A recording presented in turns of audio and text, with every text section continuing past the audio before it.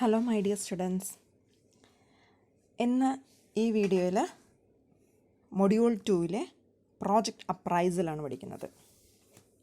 Almost questions ഒന്നും അങ്ങനെ detail ആയിട്ട് പറയുന്നില്ല. ജസ്റ്റ് 1 മാർക്ക് 2 മാർക്ക് ക്വസ്റ്റ്യൻസ് ആ ഒരു റേഞ്ചിലാണ് പറയുന്നത്.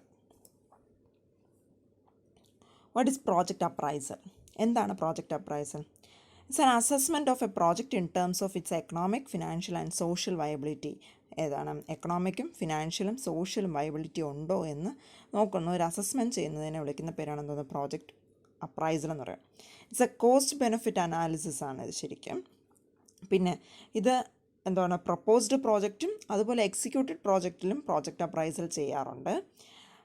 പിന്നെ അപ്രൈസൽ ഓഫ് എ പ്രൊപ്പോസ്ഡ് പ്രോജക്റ്റിനെ വിളിക്കുന്ന പേരാണ് എന്തോന്ന് എക്സ് ആൻറ്റി അനാലിസിസ്. എന്ത് വിളിക്കും? Ex ante analysis. പ്രൊപ്പോസ്ഡ് പ്രോജക്റ്റിനെ അപ്രൈസൽ ചെയ്താൽ അതിനെ വിളിക്കുന്ന പേരാണ് എന്തോന്ന് എക്സ് ആൻറ്റി അനാലിസിസ്. ഈ എക്സ് ആൻറ്റി അനാലിസിസ് ചെയ്യുന്നത് എന്താണ്? Expected cost and benefit of the പ്രോജക്റ്റാണ് നോക്കുന്നത്. ദെൻ രണ്ടാമത്തത് എക്സിക്യൂട്ടഡ് പ്രോജക്റ്റ്, അതിൽ ചെയ്യുന്നതാണ്. അതിനെ അപ്രൈസൽ ചെയ്താൽ അതിനെ വിളിക്കുന്ന പേരാണ് പോസ്റ്റ് ആൻറ്റി അനാലിസിസ്. എക്സിക്യൂട്ടഡ് പ്രോജക്റ്റിനെ പ്രോജക്റ്റ് അപ്രൈസൽ ചെയ്താൽ അതിനെ വിളിക്കുന്ന പേര് പോസ്റ്റ് ആൻറ്റി അനാലിസിസ്.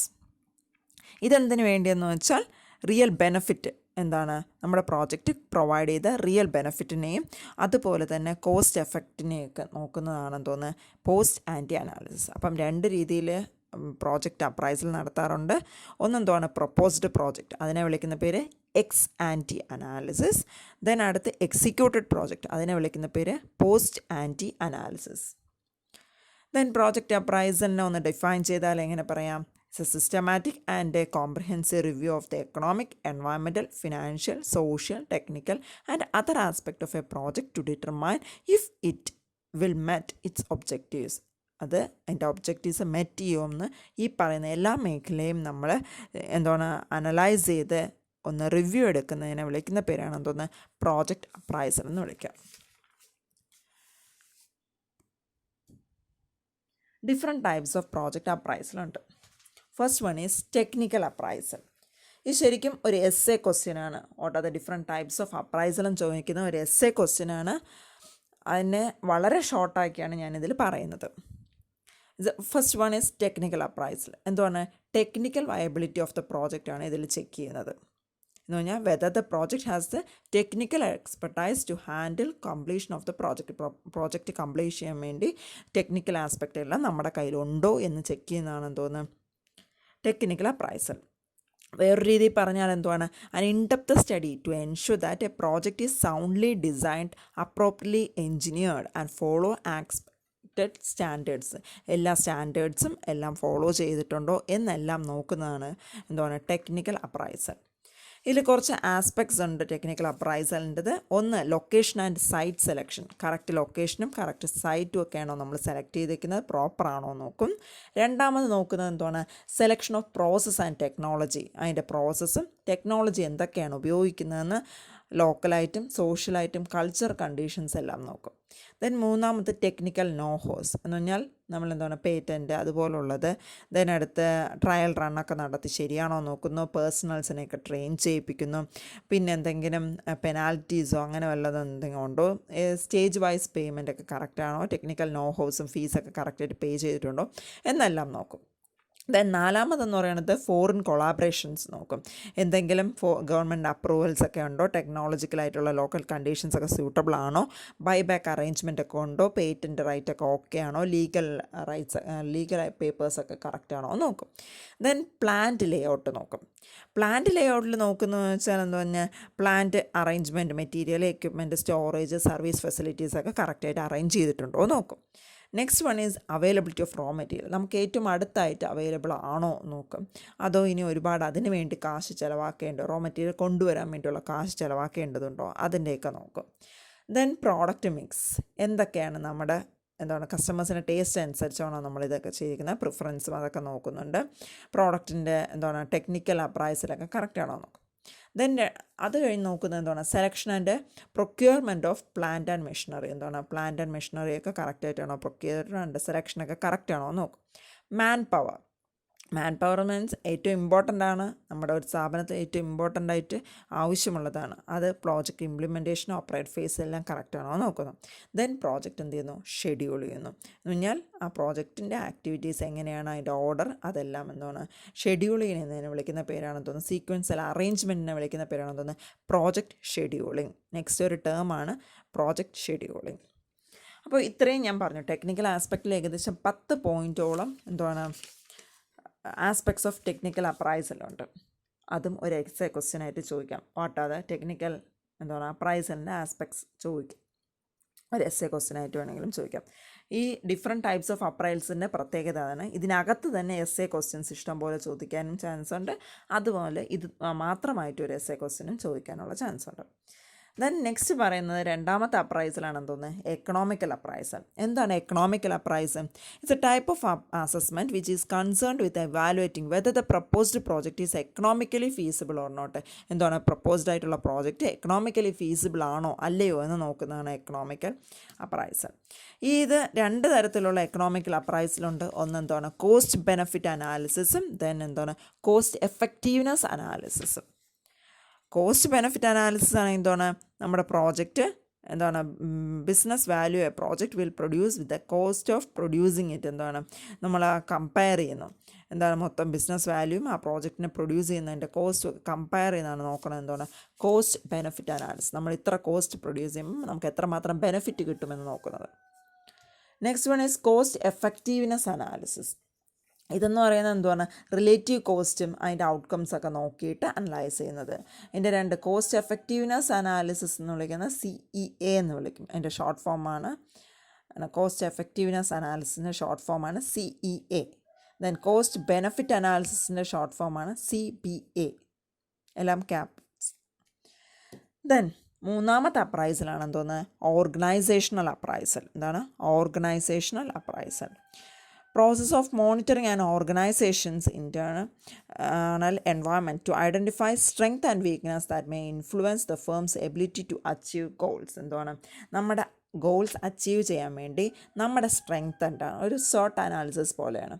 പിന്നെ നമ്മുടെ സ്ട്രെങ്ത്തും അതുപോലെ തന്നെ നമ്മുടെ വീക്ക്നെസ്സും എന്താണ് കണ്ടുപിടിച്ച് അതിനെ ഒന്ന് മാക്സിമം വീക്ക്നെസ്സിനെയൊക്കെ ഒന്ന് കുറയ്ക്കാനും സ്ട്രെങ്ത്തിനെ ഒന്ന് ബൂസ്റ്റപ്പ് ചെയ്യാനും വേണ്ടിയുള്ളതാണ് എന്താണ് ഓർഗനൈസേഷണൽ അപ്രൈസൽ. എന്തൊക്കെയാണ് നമ്മുടെ വീക്ക്നെസ് നോക്കുന്നു, അതുപോലെ നമ്മുടെ എന്താണ് സ്ട്രെങ്ത് എന്തൊക്കെയാണെന്ന് ഐഡൻറ്റിഫൈ ചെയ്യുന്നു. ഇതിനും കുറച്ച് methods and techniques of organisational appraisal ഉണ്ട്. ഇതും ഒരു എസ്സേ ക്വസ്റ്റ്യൻ ആണ്. Methods and techniques of organisation appraisal. അതിലൊന്നാമത് പറയുന്നത് വാല്യൂ ചെയിൻ അനാലിസിസ്. ഇതെന്താണ് ഒരു സ്ട്രാറ്റജിക്കൽ ടൂളാണ്. എന്താണ് ഇൻറ്റേർണൽ ആക്ടിവിറ്റീസൊക്കെ കറക്റ്റാണോ.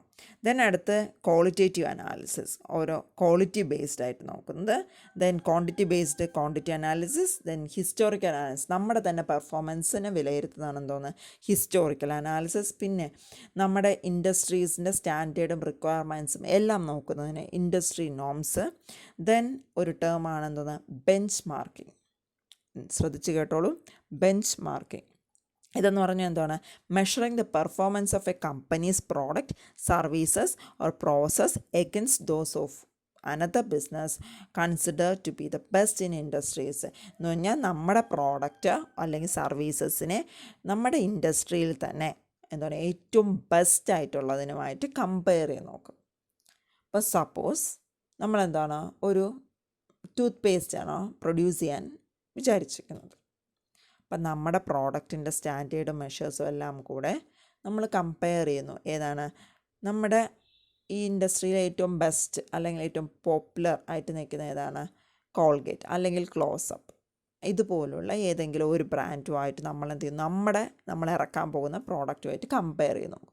അതുമായിട്ട് എത്രമാത്രം സ്റ്റാൻഡേർഡ് ഉണ്ട് നമ്മുടെ പ്രോഡക്റ്റ് എന്ന് കമ്പയർ ചെയ്യുന്നത്. അതാണെന്ന് തോന്നുന്നത് ബെഞ്ച് മാർക്കിംഗ് എന്ന് പറയുന്നത്. എന്ന് പറഞ്ഞാൽ measuring the performance of a company's product services or process against those of another business concern to be the best in the industries. അങ്ങനെ കമ്പയർ ചെയ്യുന്നതിനെ വിളിക്കുന്ന പേരാണെന്ന് തോന്നുന്നത് ബെഞ്ച് മാർക്കിംഗ് എന്ന് വിളിക്കും. പല രീതിയിലുള്ള ബെഞ്ച് മാർക്കിങ്സ് ഉണ്ട്, അത് നോക്കിയാൽ മതി. Then next one is organisation capability. എന്താണ് നമ്മുടെ ഓർഗനൈസേഷന് എത്രമാത്രം സ്ട്രെങ്ത് ഉണ്ട്, എത്രമാത്രം എന്താണ് വീക്ക്നെസ് ഉണ്ട്, അത് ഓവർകം ചെയ്ത് ആ സ്ട്രെങ്ത് കൊണ്ട് എത്രമാത്രം കോൺക്വർ ചെയ്യാൻ പറ്റുമെന്ന് നോക്കാം. ദെൻ അടുത്ത് ബാലൻസ് സ്കോർ കാർഡ്. ഇതൊരു ടേമാണ്. Balance score card. ഇതെന്ന് പറഞ്ഞാൽ സ്ട്രാറ്റജിക് പെർഫോമൻസ് ആണ് എന്ത് ചെയ്യുന്നത്, identify and improve various internal business functions and their result external outcomes. എന്തെന്നാണ് ഇൻറ്റേർണൽ ബിസിനസ്സിനെ ഒന്ന് വിലയിരുത്തിയിട്ട് എക്സ്റ്റേണലിൻ്റെ റിസൾട്ട് ഒന്ന് നോക്കുന്നതാണെന്ന് തോന്നുന്നു. എന്ന് പറഞ്ഞാൽ improves various internal business functions. എന്ത് ചെയ്യുന്നു, ഇൻറ്റേർണൽ ബിസിനസ്സിൻ്റെ വേരിയസ് ഫങ്ഷൻസിനെ ഇമ്പ്രൂവ് ചെയ്യുന്നു. എന്നിട്ട് എന്ത് ചെയ്യുന്നു, ദ റിസൾട്ടിങ് എക്സ്റ്റേണൽ ഔട്ട്കംസ്, അത് എന്ത് ചെയ്യുന്നു, എക്സ്റ്റേണൽ ഔട്ട്കംസ് ആയിട്ട് റിസൾട്ട് ചെയ്യുന്നു. അതാണ് സ്കോർ കാർഡ് എന്ന് പറയുന്നത്. ബാലൻസ്ഡ് സ്കോർ കാർഡ് ചെയ്യും. ഓക്കെ, ദെൻ നാലാമത്തെ ഒരു അപ്രൈസലാണെന്ന് തോന്നുന്നത് മാനേജീരിയൽ അപ്രൈസൽ. മാനേജീരിയൽ അപ്രൈസൽ എന്ന് പറഞ്ഞാൽ എന്തുവാണ്, ആ പ്രോജക്റ്റിനെ ഡിപ്പെൻഡ് ചെയ്ത് knowledge, skill, experience and competent of the companies മാനേജ്മെൻറ്റിൻ്റെ അവരുടെ നോളജും സ്കില്ലും എക്സ്പീരിയൻസ് എല്ലാം ഈ പ്രോജക്റ്റുമായിട്ട് എത്രത്തോളം ബന്ധപ്പെട്ടിട്ട്. ദെൻ നോക്കുന്നത് എന്തുവാണ്, plans, resources and execute the project effectively. മാനേജ്മെൻറ്റിന് ഇതൊക്കെ ചെയ്യാൻ പറ്റുമോ എന്ന് നോക്കുന്നുണ്ട്. ദെൻ ഇതെല്ലാം ശരിക്കും technique of appraisal which is concerned with studying the managerial feasibility of the proposed project. എന്താണ് നമ്മുടെ പ്രൊപ്പോസ്ഡ് പ്രോജക്റ്റ് മാനേജ്മെൻറ്റിന് ഫീസിബിളാണോ നോക്കുന്നതാണെന്ന് തോന്നുന്നത് മാനേജീരിയബിൾ അപ്രൈസൽ. മാനേജീരിയൽ അപ്രൈസലിനും കുറച്ച് ആസ്പെക്ട്സ് ഉണ്ട്. ഒന്ന്, track recorder in the earlier project. പഴയ പ്രോജക്റ്റിൽ എന്ത് ചെയ്യുന്ന അവരെ ഒന്ന് ഇവാലുവേറ്റ് ചെയ്യുന്നു. ദെൻ അടുത്ത് റിസോഴ്സ്ഫുൾനെസ് ഓഫ് ദ പ്രോജക്റ്റ്. എന്തുവാണ്, നമ്മുടെ പ്രോജക്റ്റിൻ്റെ ലോൺസ് എക്സ്റ്റെൻഡ് ചെയ്യാൻ പറ്റുമോ, ഫിനാൻഷ്യൽ അസിസ്റ്റൻസ് എങ്ങനെയാണ്, എക്കണോമിക് സ്റ്റാൻഡേർഡ് അങ്ങനെയൊക്കെ നോക്കുന്നതാണ്. ദെൻ അടുത്ത് അണ്ടർസ്റ്റാൻഡിങ് ദ ബിസിനസ്. എന്താണ് നമ്മുടെ ബിസിനസ് അണ്ടർസ്റ്റാൻഡിങ് ചെയ്യാൻ പറ്റുന്നു. എസ്റ്റിമേറ്റിംഗ് ദ പോസിബിലിറ്റീസ്, എത്രമാത്രം പോസിബിലിറ്റീസ് ഉണ്ടാക്കുന്നു നോക്കുന്നു. ദെൻ അടുത്ത് കമ്മിറ്റ്മെൻറ്റ് ടു ദ പ്രോജക്റ്റ്. പ്രോജക്റ്റിനെ എത്രമാത്രം എന്ത് ചെയ്യുന്നത്, കമ്മിറ്റഡ് ആണ്, എന്താണ് പ്രൊമോട്ടേഴ്സ് എങ്ങനെയാണ്, എത്രമാത്രം സീരിയസ്നെസ് ഉണ്ട് പ്രൊമോട്ടേഴ്സിന്, അല്ലെങ്കിൽ പ്രോജക്റ്റ് എക്സിക്യൂഷൻ ടീമിന് അപ്രൈസ് ചെയ്തു, അങ്ങനെയാണ്. ദെൻ ഇൻറ്റഗ്രിറ്റി എന്ന് പറയുന്നത് എന്ന് പറഞ്ഞാൽ project team is an important consideration നോക്കുന്നതാണെന്ന് തോന്നുന്നു ഇൻറ്റഗ്രിറ്റി എന്ന് പറയുന്നത്. ദെൻ അഞ്ചാമത്തെ അപ്രൈസലാണ് എന്തോ കൊമേഴ്ഷ്യൽ അപ്രൈസൽ. ഇതെന്താണെന്ന് വെച്ചാൽ which is concerned with assessment of Worth of the project. നമ്മുടെ എന്താണ് കമ്പനിയുടെ അല്ലെങ്കിൽ പ്രോജക്റ്റിന് വെർത്ത് നോക്കുന്നതാണെന്ന് തോന്നുന്നു കൊമേഴ്ഷ്യൽ ഇത് അപ്രൈസൽ എന്ന് പറയുന്നത്. കൊമേഴ്ഷ്യലി വയബിളാണോ, attractive financial return, minimum risk, ഇതെല്ലാം നോക്കുന്നതാണെന്ന് തോന്നുന്നു commercial appraisal. Then last one is financial appraisal. Financial appraisal എന്ന് പറയുമ്പോൾ എന്താണ് technique of appraisal which is concerned with studying the financial feasibility of the project. എന്താണ് പ്രൊപ്പോസ്ഡ് പ്രോജക്റ്റിന് financially feasible ആണോ എന്ന് നോക്കുന്നുണ്ട്. അതിന് കുറച്ച് ആസ്പെക്ട്സ് ഉണ്ട്. എന്താണ് കോസ്റ്റ് ഓഫ് ക്യാപിറ്റൽ നോക്കുന്നുണ്ട്, source of finance long term ഉണ്ട്, ഷോർട്ട് ടേം ഉണ്ട്. ദെൻ അടുത്ത് അതുപോലെ തന്നെ ഇതിൻ്റെ സെയിൽസും പ്രൊഡക്ഷനും ഒക്കെ എസ്റ്റിമേറ്റ് ചെയ്യും. ദെൻ അടുത്ത് പ്രോജക്റ്റിൻ്റെ കോസ്റ്റ് ഒന്ന് എസ്റ്റിമേറ്റ് ചെയ്യും. അതിൻ്റെ വർക്കിംഗ് ക്യാപിറ്റൽ എത്രയാണ് വേണ്ടതെന്ന് നോക്കുന്നു. വർക്കിംഗ് ക്യാപിറ്റലിൻ്റെ റിസൾട്ട് എത്രമാത്രമാണെന്ന് നോക്കും. പിന്നെ ബ്രേക്ക് ഈവൻ പോയിൻ്റ് നോക്കും. പിന്നെ ബ്രേക്ക് ഈവൻ പോയിൻ്റ് എന്താണ്, സെയിലും നോ പ്രോഫിറ്റ് നോ ലോസ്, ആ സ്റ്റേജ് അതാണ് ബ്രേക്ക് ഈവൻ പോയിൻ്റ് എസ്റ്റിമേറ്റ് ചെയ്യുന്നു.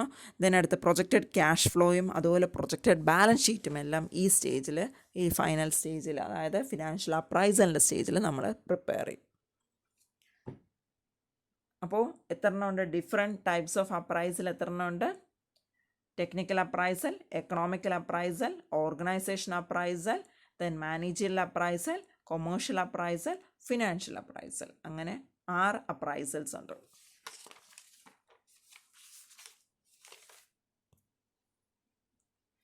Then financial techniques for project appraisal and feasibility.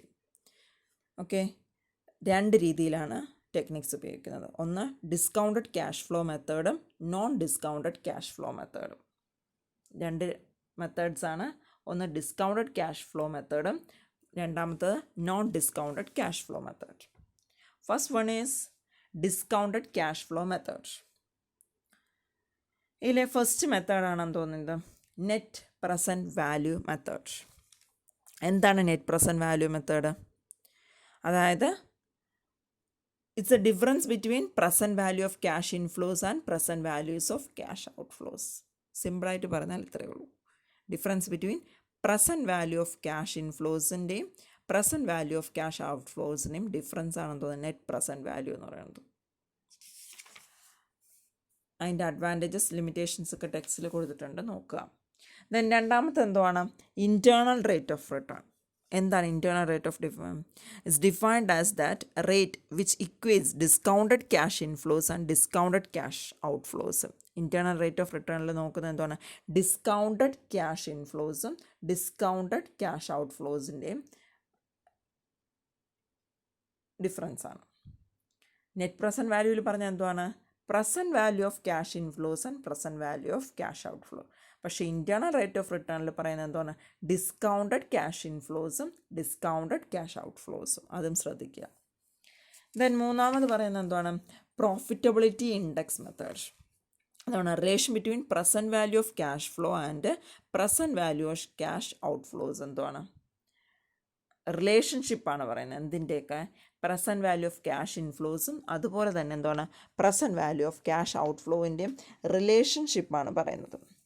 ഇതിന് വേറൊരു പേരുമുണ്ട്, എന്താണ്, ബെനഫിറ്റ് കോസ്റ്റ് മെത്തേഡ് എന്ന് വിളിക്കാറുണ്ട്. എന്താണ് ബെനഫിറ്റ് കോസ്റ്റ് മെത്തേഡ്.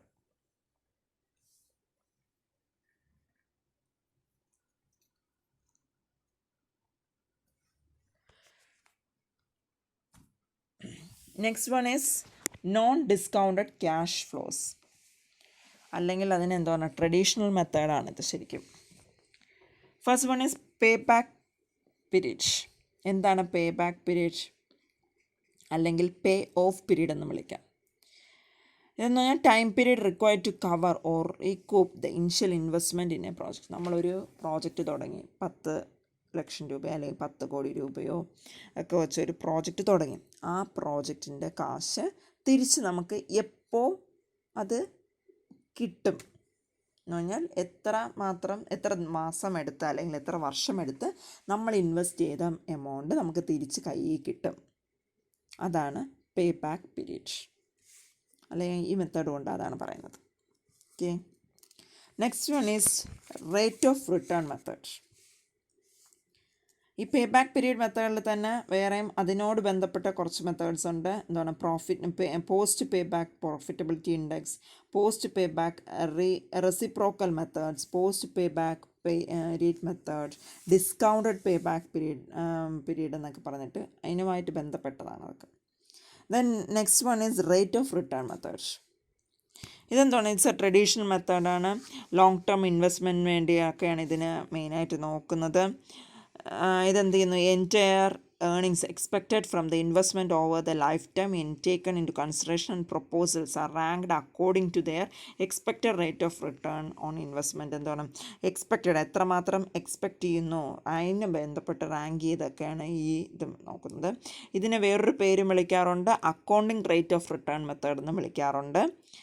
പിന്നെ ഇതെന്താണ്, ഇത് അങ്ങനെ വിളിക്കാൻ കാരണം എന്ന് വെച്ചാൽ നമ്മുടെ concept of profit, net profit after depreciation and after tax ആണ് ഇതിൽ എടുക്കുന്നത്, കാൽക്കുലേറ്റ് ചെയ്യാൻ വേണ്ടി എടുക്കുന്നത്. അതാണ് റേറ്റ് ഓഫ് റിട്ടേൺ മെത്തേഡ് എന്ന് പറയുന്നത്. ഇതിൻ്റെ ബന്ധപ്പെട്ട ആവറേജ് റേറ്റ് ഓഫ് റിട്ടേൺ ഉണ്ട്, അതുപോലെ തന്നെ rate of investment method, rate of average investment method, average return on average investment method. ഇതെല്ലാം അതുമായിട്ട് ബന്ധപ്പെട്ട് റിലേറ്റ് ചെയ്ത് വരുന്നത്. Next one is social cost benefit analysis, SCBA. ഇതെന്ന് എന്താണ്, systematic and formal method of evaluating the project in terms of cost and benefit.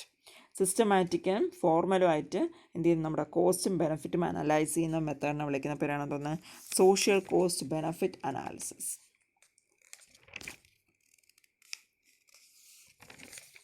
Next one is economic rate of return, ERR. Measure of the economic benefit from a project compared to its economic cost. നമ്മുടെ economic കോസ്റ്റുമായിട്ട് compare ചെയ്തുകൊണ്ടുള്ളതാണെന്ന് തോന്നുന്നത് economic rate of return എന്ന് പറയുന്നത്.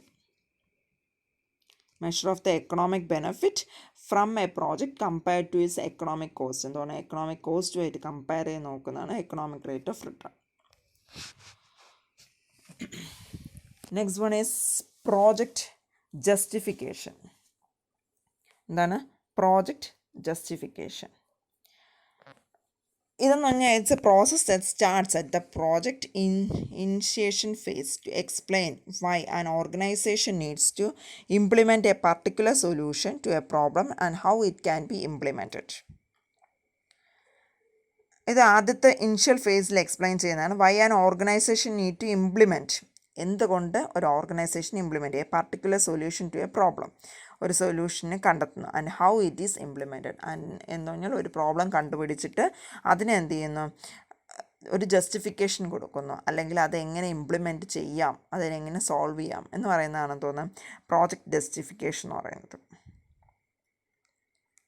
ആദ്യം ഒരു problem പറയുന്നു, then അത് കഴിഞ്ഞിട്ട് എന്ത് ചെയ്യുന്നു, അതിനെ എങ്ങനെ ഇംപ്ലിമെൻറ്റ് ചെയ്യാമെന്ന് പറയുന്നു. അതാണ് പ്രോജക്റ്റ് ജസ്റ്റിഫിക്കേഷൻ എന്ന് പറയുന്നത്. ദെൻ അടുത്ത് പറയുന്നത് non financial appraisal. Non financial appraisal ഇതെന്ന് പറയുന്നത് the analysis of all dimensions of the project apart from it's economic, financial and commercial aspects. ഈ 3 ആസ്പെക്ട്സ് പുറമേ ബാക്കിയുള്ള എല്ലാ ആസ്പെക്ട്സും നോക്കുന്നതിനാണ് തോന്നുന്നത് നോൺ ഫിനാൻഷ്യൽ അപ്രൈസൽ. ഞാൻ എക്കണോമിക്, ഫിനാൻഷ്യൽ, കൊമേഴ്ഷ്യൽ ആസ്പെക്റ്റ് മാറ്റി നിർത്തിയിട്ട് ബാക്കി എല്ലാ ആസ്പെക്ട്സും ഒന്ന് നോക്കുന്നതിനെ വിളിക്കുന്ന പേരാണെന്ന് തോന്നുന്നത് നോൺ ഫിനാൻഷ്യൽ അപ്രൈസൽസ്.